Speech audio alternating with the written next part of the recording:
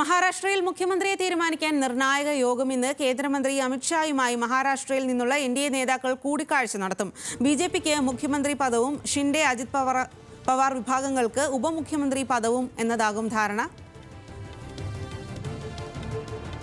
വിവരങ്ങളുമായി ഡൽഹിയിൽ നിന്നും ശരത് ലാൽ ആണ് ചേരുന്നത്. ശരത് ലാൽ, വലിയ വിജയത്തിന് പിന്നാലെയാണ് ഈ മുഖ്യമന്ത്രി ആര് എന്നുള്ളതിലുള്ള ഒരു ആശയക്കുഴപ്പം മഹാരാഷ്ട്രയിൽ നിലനിൽക്കുന്നത്. ഇന്നെന്തായാലും അതിലൊരു തീരുമാനമുണ്ടാകുമോ?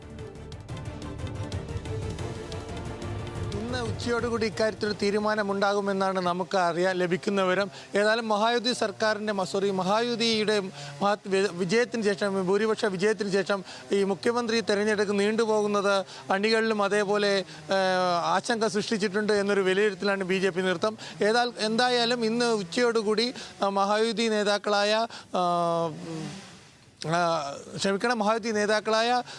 ഏകനാഥ് ഷിൻഡെ, അതേപോലെ തന്നെ BJP നേതാവായ ഫെർണാണ്ടീസ്, അതേപോലെ തന്നെ അജിത് പവാർ, പ്രഫുൽ പട്ടേൽ എന്നിവർ അമിത്ഷായുമായി ചർച്ച നടത്തുന്നുണ്ട്.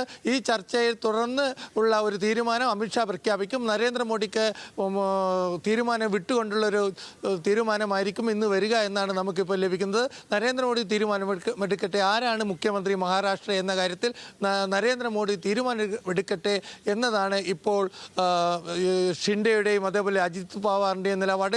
ഇന്നലെ ഷിൻഡെ ഇത് പ്രധാനമന്ത്രിയെ തന്നെ നേരിട്ട് വിളിച്ച് അറിയിച്ചിരുന്നു. പ്രധാനമന്ത്രി നരേന്ദ്രമോദി എടുക്കുന്ന ഏത് തീരുമാനം തനിക്ക് സ്വീകാര്യമാണ്. ഇതോടുകൂടി ഒരു വലിയൊരു മഞ്ഞുരുക്കലാണ് ഉണ്ടായിരിക്കുന്നത്.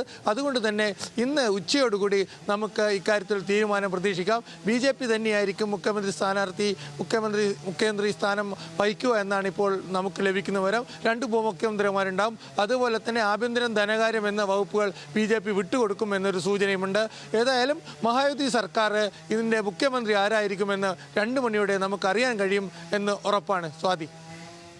ശരി ശരത് ലാൽ.